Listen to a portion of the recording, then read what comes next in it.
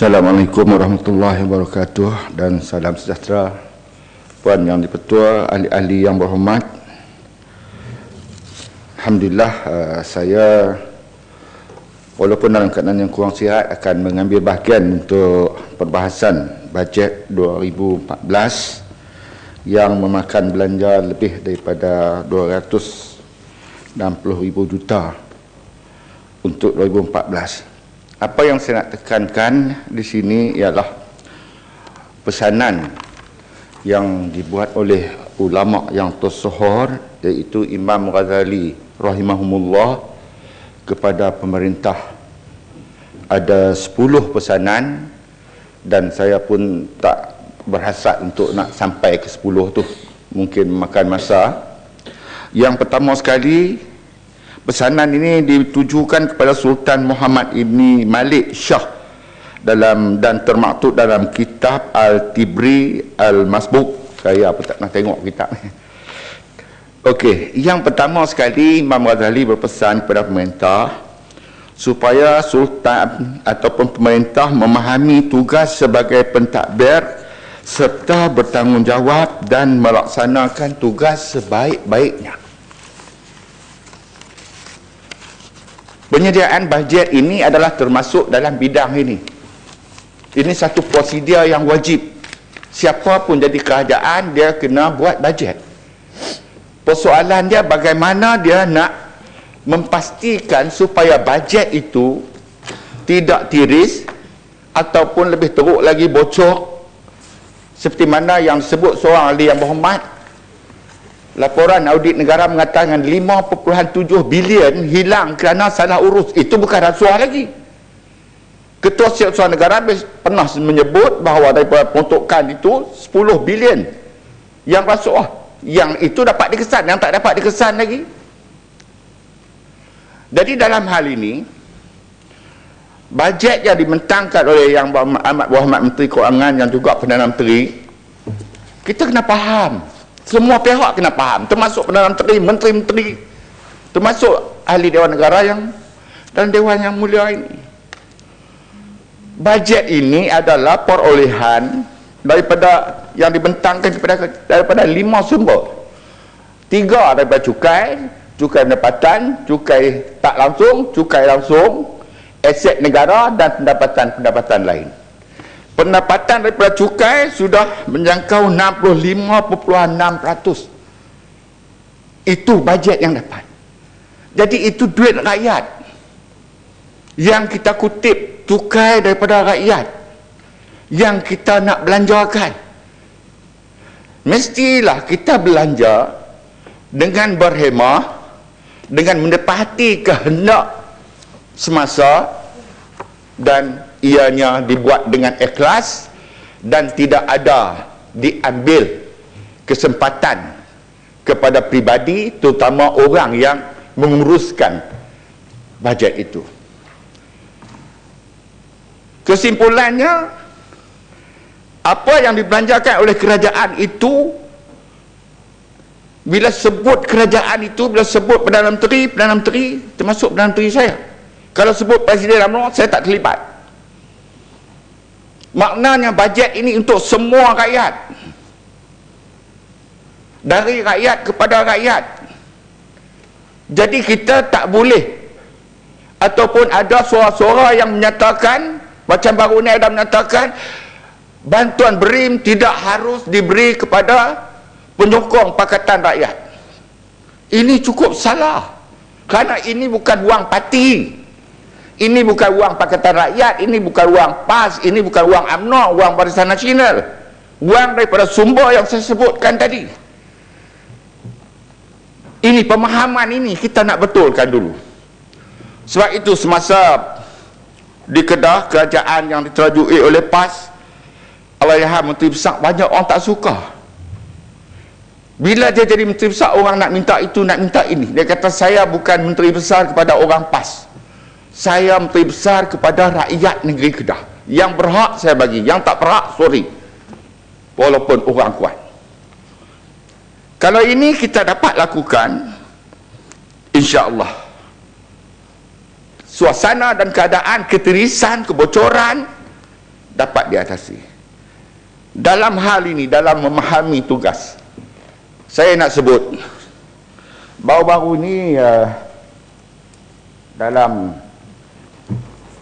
satu majlis mengenai dengan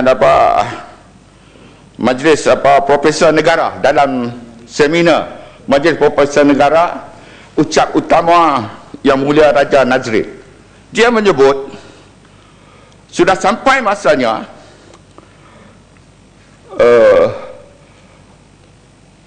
federalisme yang di dalam perlembagaan daripada perkara 73 hingga 95E diperhalusi.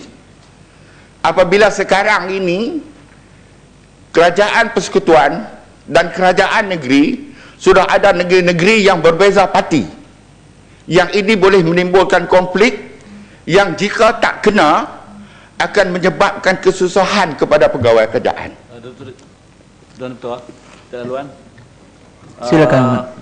Pak Cuk, saya dah lepas dah beberapa kali, tapi saya tak teringat siapa yang kata beri menjangan bagi kepada PKR ni, kepada rakyat, dan di mana?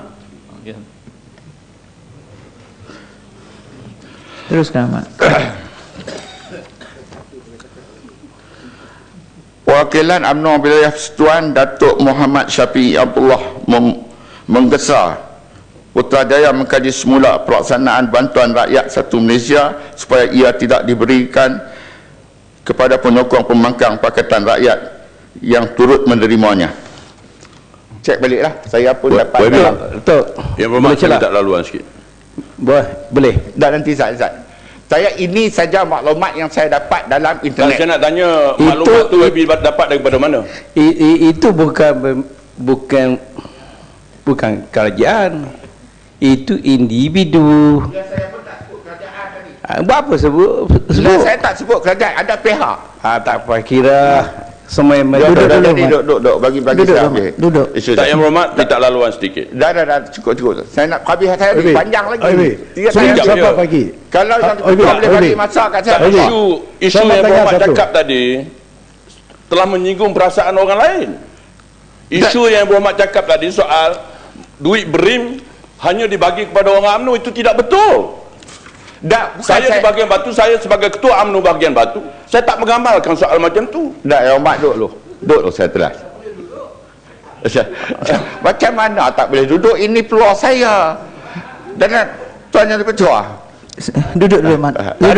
Sepatutnya berhormat, kalau nak buat kenyataan, kena berhati-hati dalam soal ni. Tak apa, nanti saya jelas. Biarkan dia jelas dulu, Mat.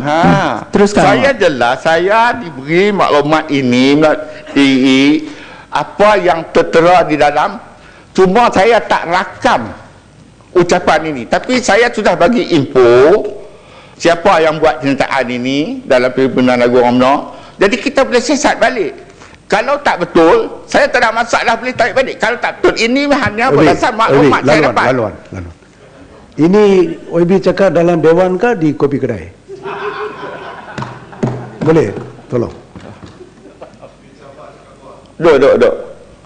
Jangan bagi saya marah. Okey. Teruskan, Mak. Okay. Baik.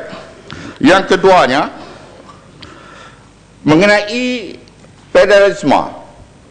Oleh kerana kerajaan negeri dan kerajaan persekutuan sudah berbeza, yang mana kadang-kadang boleh menimbulkan masalah kepada pegawai kerajaan untuk melaksanakan tugas.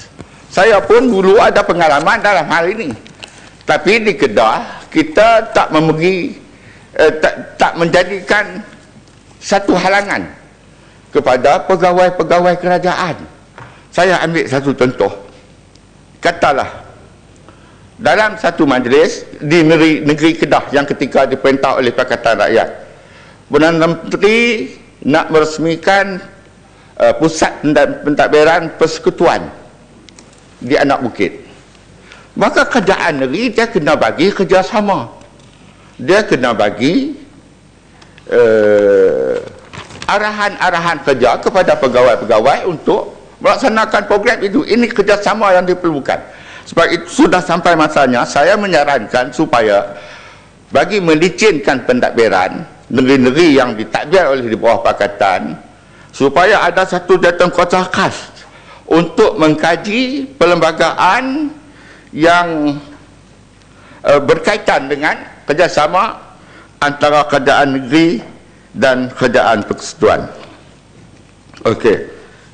Yang kedua, Imam Ghazali menegaskan perlunya selalu berbincang serta mendengar nasihat dan tunjuk ajar dari ulama-ulama yang berwibawa, bukannya ulama sub. Ini pesan Imam Ghazali. Dalam hal ini, terutama dunia di akhir zaman, di dalam keadaan hiburan yang sekarang ini melampau, di mana remaja anak muda kita tak boleh kawal lagi, yang masalah keluarga yang bercanggah, yang bertaburan dan sebagainya. Bukan saya nak salahkan kerajaan ataupun nak salahkan sesiapa, tetapi kalau hal ini tidak dapat kita perbetulkan, kita tak dapat luruskan haluannya, masalah negara kita pada masa akan datang mungkin menghadapi masalah. Oleh kerana itu, saya mencadangkan supaya dalam bentuk maqasid syariah, dalam bentuk pelaksanaan Islam, menjaga Islam dalam negara ini, supaya tidak ada pihak yang boleh mengganggu gugat kedudukan Islam sebagai agama resmi, saya mencadangkan supaya ada jawatankuasa khas yang dinanti oleh kerajaan, yang orang itu bukan daripada parti, mewakili parti politik dan sebagainya, yang orang tu kita anggap bebas dan boleh memberi teguran yang membina kepada kerajaan supaya sesuatu pelaksanaan program yang dijalankan oleh kerajaan itu tidak bercanggah dengan Islam. Termasuklah pelaburan daripada tabung haji dan beberapa agensi kerajaan lain dan sebagainya, supaya ada jatuh kata khas. Walaupun sekarang kita ada JAKIM, kita ada majlis fatwa, tetapi ianya tidak mempunyai tugas khas untuk melaksanakan tugas-tugas ini. Itu cadangan saya. Okey.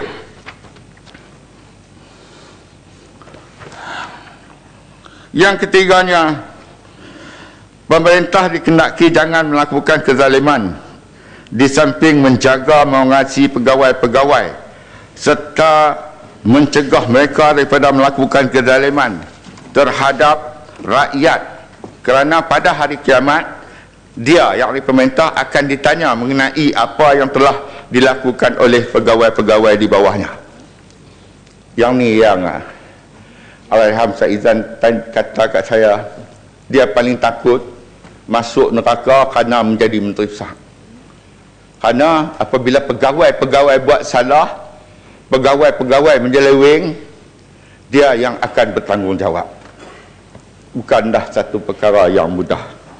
Sebab itu pemerintah kena pastikan pegawai-pegawai ini betul-betul yang berkelayakan, yang tidak boleh menyeleweng.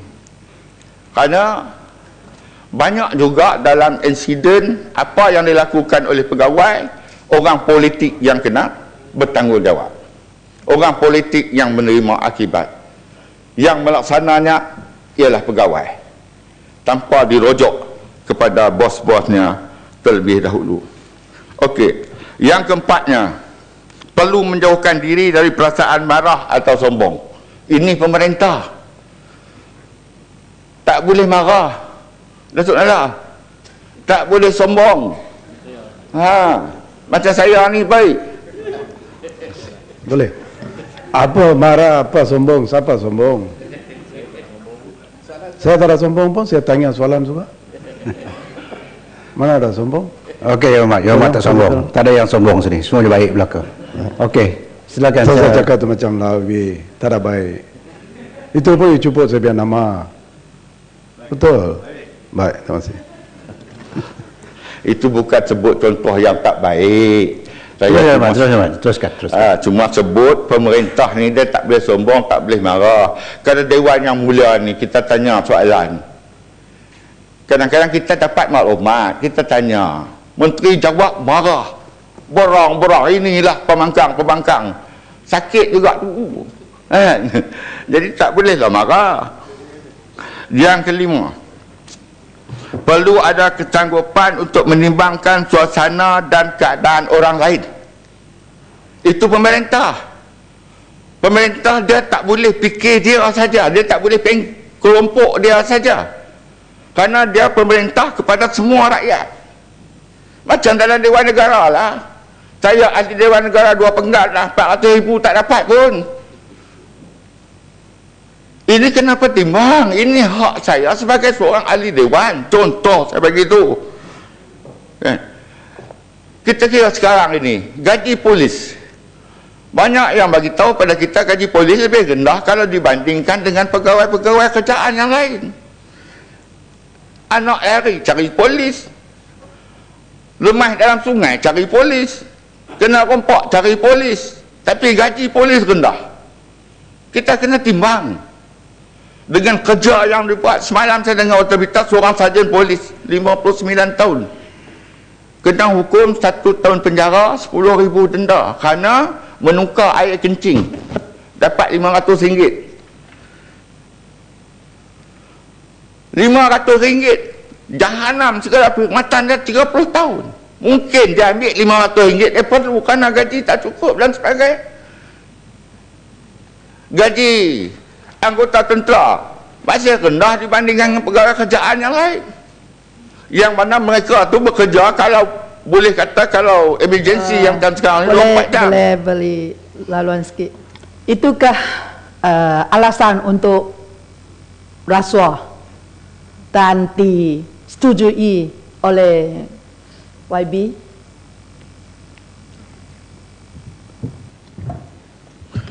Ada juga banyak pandangan mengatakan oleh kerana dia penguat kuasa, tetapi apabila dia gaji tak cukup, dengan kesempatan dia sebagai penguat kuasa, dia ambil rasuah kerana gaji tak cukup.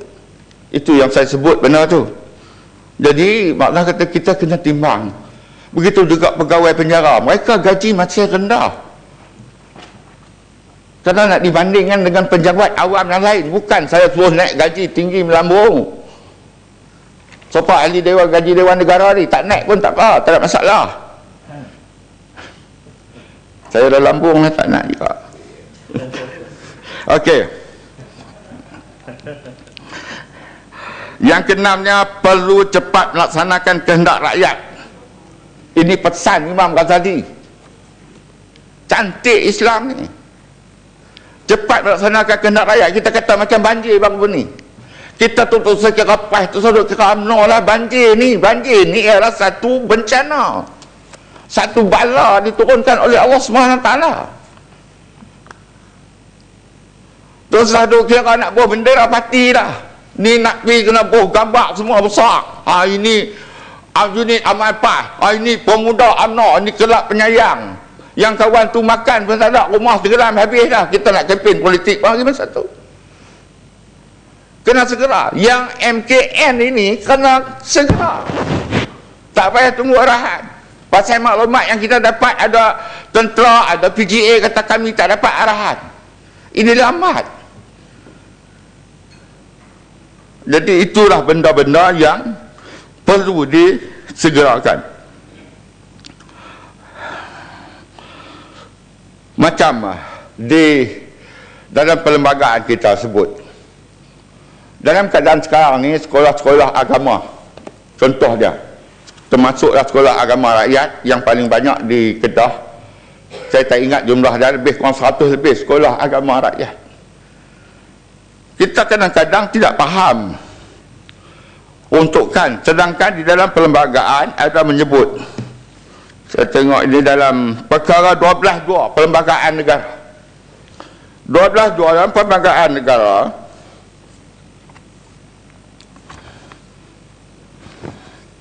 dengan jelas menyebut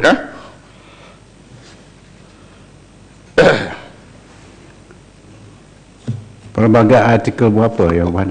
Ya, Peraturan ke perlembagaan? perlembagaan saya tak. Okey, terima kasih Tuan Ketua.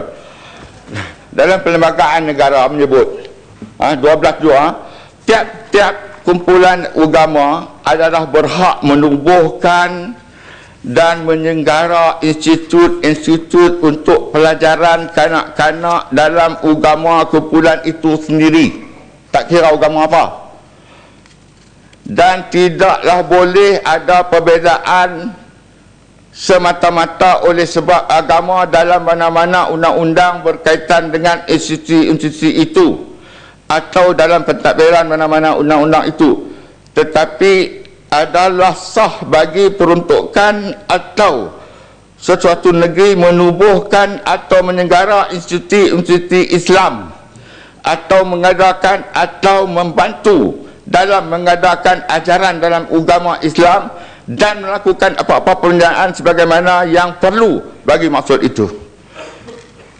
Ini untuk Islam saja perlembagaan sebut.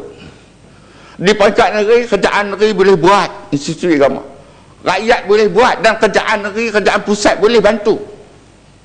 Yang ni saya nak minta kerajaan bagi perhatian. Sekarang ini banyak kelas-kelas tahfiz yang dilakukan oleh individu dan banyak yang berjaya, supaya bantuan diberikan oleh kerajaan dalam hal ini, terutama oleh pihak JAKIM, kerana mereka sebenarnya telah menyelamatkan kerajaan, di mana kanak-kanak ini dilatih oleh mereka. Kanak-kanak ini tak pergi ke sekolah kebangsaan, belajar dengan mereka, yang akhirnya kanak-kanak ini berguna kepada masyarakat. Ya Muhammad, ada 2 minit ni Muhammad. Tak ada habis ya. Yang ke 7nya, jauhkan maksiat serta jangan terlalu timbul dalam syariat yang boleh mengaitkan diri dari menaikkan tanggungjawab. Ini yang ke-7. Kita masalah hudud di Kelantan. Saya dengar cerita Menteri Besar pun dah jumpa Perdana Menteri. Sekarang ini kita fikir macam mana kita nak cari jalan untuk laksana, jangan cari jalan untuk nak tolak. Begitu juga dengan rasuah.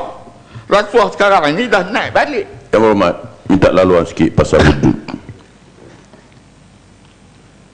Kerajaan pusat sebenarnya telah memberi seluas-luasnya peluang kepada kerajaan negeri Kelantan. Dan baru-baru ni pun telah hakim telah membuat keputusan supaya hukum hudud dapat dilaksanakan di negeri Kelantan. Tapi sampai sekarang tak buat pun, hanya cakap saja. Sampai sekarang pun tak buat. Dah berpuluh tahun tak buat pun. Ambo pun orang Kelantan boh. Ambo tahu keadaan tu. Terima kasih. Baik. Apa yang saya sebutkan sekarang ni, supaya mendapat kerjasama pihak, semua pihak. Kerana baru minggu lepas MP Kelantan berjumpa dengan Perdana Menteri dalam hal ini. Saya pun tak tahu perkembangan apa. Jadi sokongan semua pihak haruslah diberikan supaya benda ni terlaksana, supaya rakyat boleh tengok contoh pelaksanaannya kelak. Saya pun nak tengok lagu mana, nak jadi lagu mana. Ya Muhammad, ada 2 orang belakang Muhammad tu bangun tu. Bagi dua-dua. Terima kasih Tan Sri Yang di-Pertua. Berkenaan dengan kenyataan ini yang dikeluarkan tadi, kenyataan yang dikeluarkan oleh Ketua Hakim Syar'i Kelantan pada Majlis Perasmian Kompleks Mahkamah Syariah Kelantan, beliau menyatakan bahawa daripada sudut prasarana, daripada sudut bangunan, logistik, kita telah bersedia untuk melaksanakan hudud. Tetapi daripada sudut bidang kuasa, dia tidak menyatakan sedemikian, kerana banyak lagi bidang kuasa di dalam hudud yang bukan menjadi bidang kuasa kerajaan negeri tetapi bidang kuasa kerajaan pusat. Terima kasih. Ada lagi soalan yang Muhammad? Halo, sama. Ya Muhammad, 1 minit je lagi Muhammad. Tak boleh. Jadi itulah maksud saya tadi, macam yang Berhormat bangkit, supaya kerjasama kerajaan negeri dengan kerajaan pusat kita boleh laksana benda tu. Sebab rakyat nak tengok, bukan rakyat di Malaysia saja nak tengok, rakyat dunia pun nak tengok macam mana hudud ni. Jadi dia tak dapat elak Kalau Kelantan saja nak buat, memang dia tak mampu, memang dia tak boleh kerjaan negeri. Dia kena kerjasama federal. Dia balik kepada hak yang saya kata tadi ni, federalisme tu, kerjasama tu dia kena bercantum balik. Saya banyak lagi tuan ketua ni, kalau saya nak sentuh hak nukuk nu mana tak kena. Jadi saya rasa setakat itulah. Terima kasih. Terima kasih Yang Berhormat, terima kasih. Sekarang saya persilakan Yang Berhormat